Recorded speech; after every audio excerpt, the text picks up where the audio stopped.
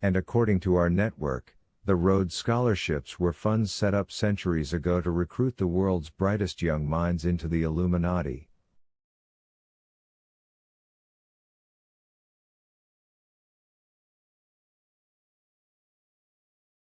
That's ridiculous.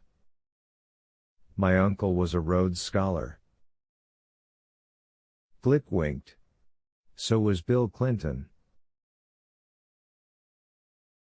Mockery was getting mad now. She had never had tolerance for shoddy, alarmist reporting. Still, she knew enough about the BBC to know that every story they ran was carefully researched and confirmed.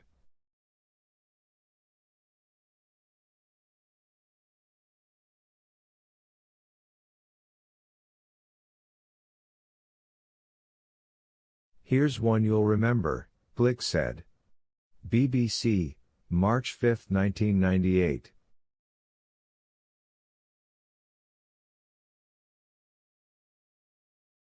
Parliament Committee Chair, Chris Mullin, required all members of British Parliament who were Masons to declare their affiliation.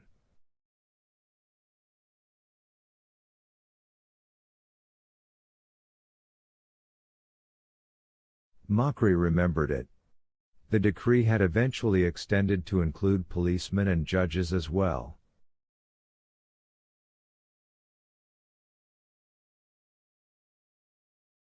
Why was it again? Glick read, concern that secret factions within the Masons exerted considerable control over political and financial systems.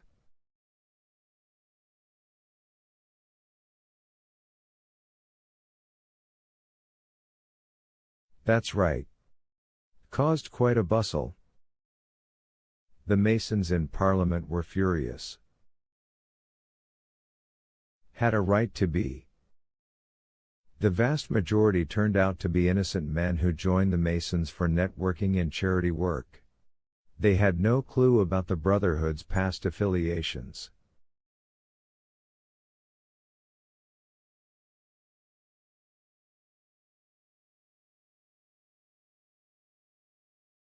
Alleged affiliations. Whatever. Glick scanned the articles. Look at this stuff.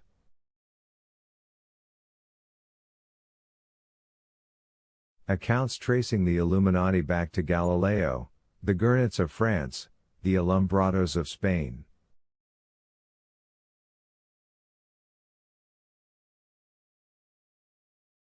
Even Karl Marx and the Russian Revolution. History has a way of rewriting itself. Fine, you want something current? Have a look at this. Here's an Illuminati reference from a recent Wall Street Journal. This caught Mockery's ear. The Journal?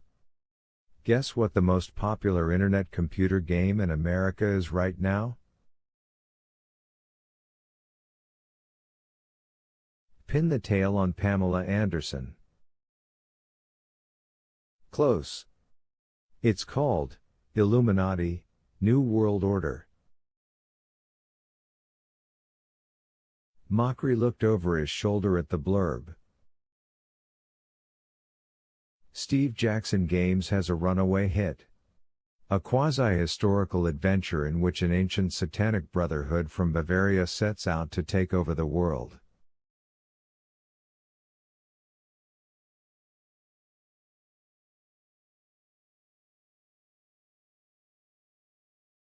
You can find them online at. Mockery looked up, feeling ill.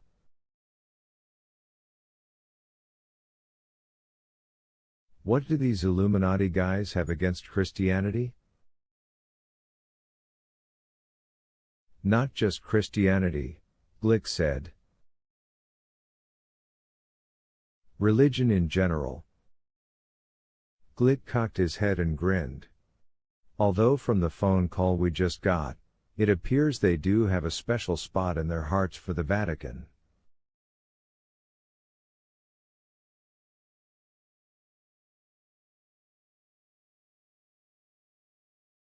Oh, come on. You don't really think that guy who called is who he claims to be, do you? A messenger of the Illuminati? Preparing to kill 4 cardinals? Glick smiled. I sure hope so. 64. Langdon and Vittoria's taxi completed the 1-mile sprint up the wide Via della Scrofa in just over a minute.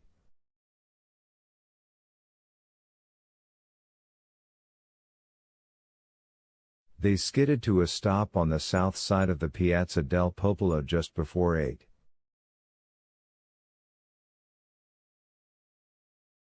Not having any lira, Langdon overpaid the driver in US dollars.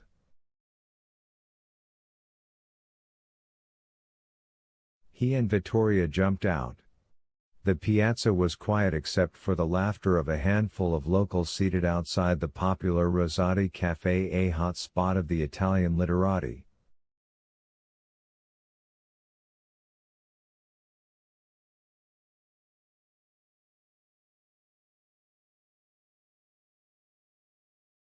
The breeze smelled of espresso and pastry.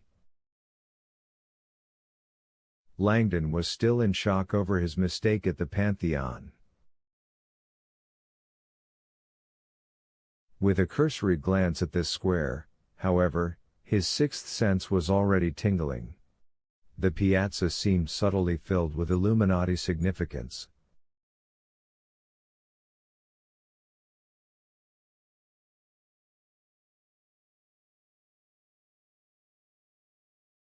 Not only was it laid out in a perfectly elliptical shape, but dead center stood a towering Egyptian obelisk, a square pillar of stone with a distinctively pyramidal tip.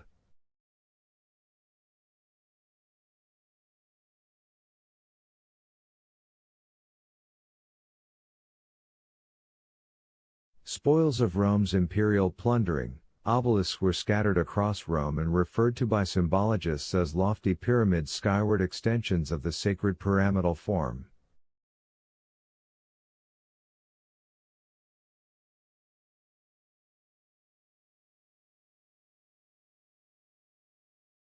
As Langdon's eyes moved up the monolith, though, his sight was suddenly drawn to something else in the background.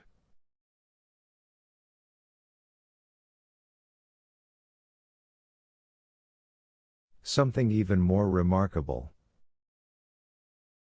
"We're in the right place," he said quietly, feeling a sudden exposed wariness.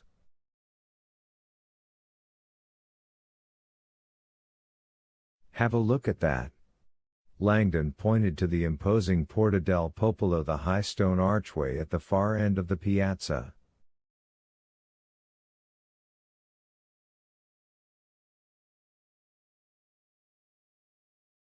The vaulted structure had been overlooking the piazza for centuries. Dead center of the archway's highest point was a symbolic engraving. "Look familiar?" Vittoria looked up at the huge carving.